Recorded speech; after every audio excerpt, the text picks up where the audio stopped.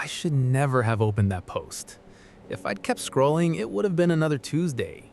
Finish the rounds, drink the thermos coffee, drive home at 8, lie down on the couch. I've done that for 2 years. It was fine. Fine as something. My name's Gary, 47. Night shift at an office complex outside Columbus. 3 buildings, 2 parking lots, just me. Midnight to 8. The fluorescent lights hum constantly, and after a while you stop noticing it, but you can still feel it somehow, like a pressure just behind your back teeth. I used to own a roofing company. 8 years, 6 employees.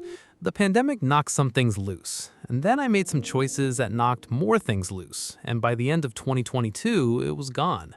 My wife had already left by then. She says those two things aren't connected. I connect them anyway. It's easier to have one story than two. My daughter Megan is 14, lives with her mom in Cincinnati. We do video calls on Sundays, sometimes. I rent a 1-bedroom 5 minutes from the complex. Beige walls, carpet the color of old water. I come home after my shift, I sleep until 2, I get up and go back. The nights at work are okay actually. I got used to them. Walk the buildings every hour, check the doors, scan the monitors. In between, front desk, thermos, phone. Reddit mostly.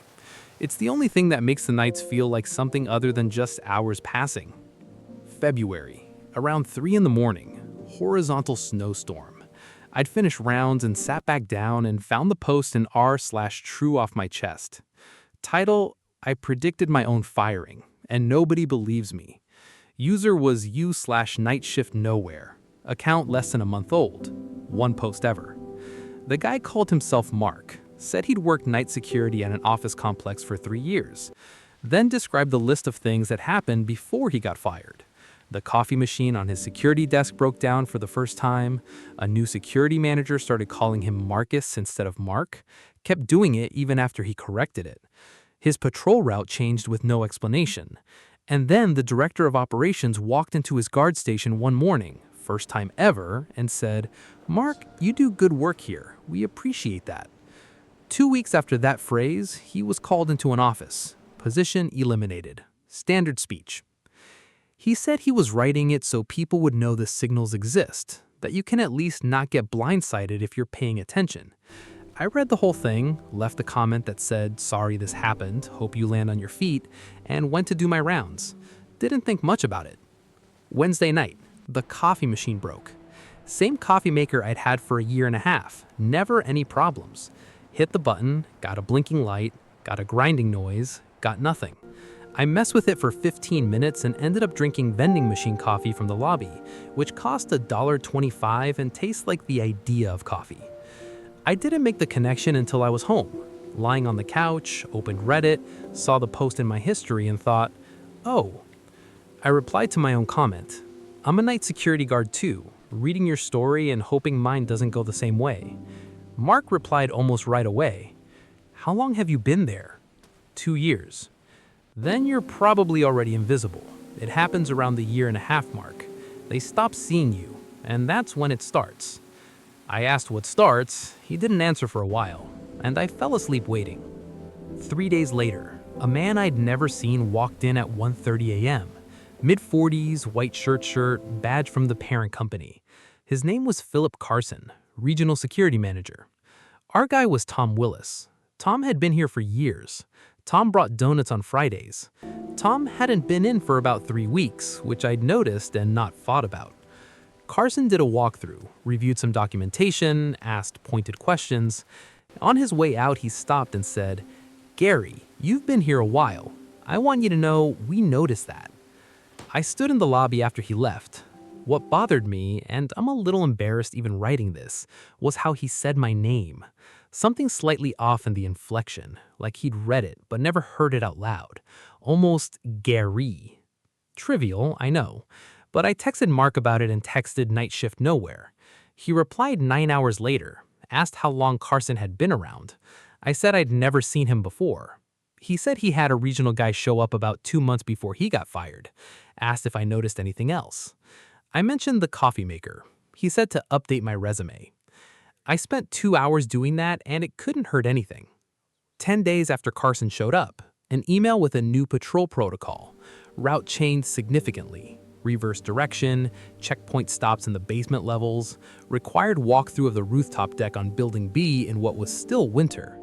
No explanation. I wrote back asking for one. Nothing for 3 days. I tried Tom by email and phone. Nothing there either, which was strange because Tom was always reachable. That night on the rooftop B deck, lights of I-70 below, I opened the post again and read the patrol route section. They changed it without warning, just sent a new protocol over email. No explanation. I want to say something about this part honestly. I knew I might be doing the thing where you find the story you're looking for. I'd done that before after the divorce, saw significance in everything. It hadn't been useful. But I texted Mark anyway. They changed the route. Email, no explanation. Can't reach my direct supervisor. He wrote back, I'm not saying this is definitely what I think it is. It might just be coincidences. But you lose nothing by being ready. Update your resume if you haven't. Look around. Save some money if you can. If I'm wrong, you've wasted a few hours. That's fair advice no matter what. 2 weeks of nothing after that. Carson stopped coming around. Tom emailed to say he had a health thing. He was fine now. The route change got explained. An insurance company was looking for more comprehensive coverage of the property. Everything found a boring explanation. I told Mark things seemed to have settled down. Maybe we were both just paranoid. He said he had a 2-week quiet stretch too right before the end. I let my guard down anyway. Early April, Friday night, 11:30 p.m. Lights on the 4th floor of Building A. Hendricks and Moore, a law firm, usually out by 5. I took the elevator up. 4 people in the conference room. Strangers, suits, a woman in her late 30s running something. Papers across the table. She said, "We're good. We're ready for operations," when she saw me. Rooms reserved. Of course. Have a good night. On my way out, one of the men said, quietly, not really for me, "So they've just got the one guard." I kept walking. I opened the Google Doc on my personal account that night and started writing things down. Date, time, details. Not because I thought I'd need it necessarily, just because it made me feel like I was doing something. I wrote to Mark, "Lawyers in the building late on a Friday. Overheard they've just got the one guard." He wrote back that lawyers working late on Fridays usually means documents they don't want seen during regular business hours, employment agreements, outsourcing contracts. Then, you're not just an employee who might get fired. You're a position that might be eliminated. When a position gets eliminated, they don't need a reason, just restructuring. I sat with that for a while. How much does one night security guard cost a building? Salary, insurance, taxes, overhead. A contract agency costs less. No individual HR file. Standard story.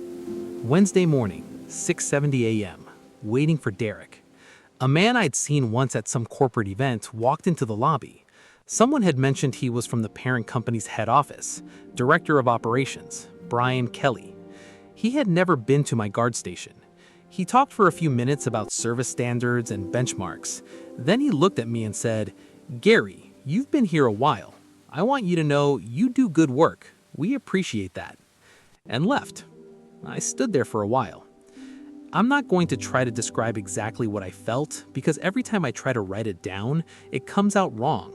It was something like watching yourself be an actor in a scene someone else wrote. Except I also wasn't sure if the scene was real or if I'd written it by reading a post until I knew it by heart. Both things were possible. I couldn't rule either out. I texted Mark from the parking lot. "The Director of Operations came into my booth this morning, said, 'You do good work. We appreciate that.' Same as what you described." He took 15 minutes to reply. Then a long message. "Gary, I should have told you this earlier and I didn't because I didn't know how to say it. I'm not a security guard. I've never been fired from a security job. I'm an HR consultant. The post was an experiment. I wanted to see how people who recognize themselves in a story start seeing patterns to confirm it. I didn't expect you to reach out. I definitely didn't expect to have a real conversation. What's been happening at your job is real. Those events are real, but I didn't predict them. You matched my story to yours because it was generally enough to fit. Any night security guard in a difficult situation could have done the same. I'm sorry. I read that a few times. I don't know what I expected to feel. What I actually felt was something like, okay.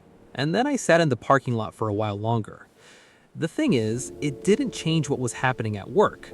The lawyers were still there on Friday. Kelly still said what he said. Tom was still being vague. The Google Doc was still real. All of that existed, whether or not Mark the night guard was a real person or a prompt in an experiment. I wrote back, okay. He replied, that's it? I don't know what else to say. It doesn't change anything. He said I was glad I wasn't angry. He said what I'd done, the documentation, paying attention, looking around for other jobs, was the right response regardless of what triggered it. I didn't know what to say to that either. I said thanks and drove home. Tom met me a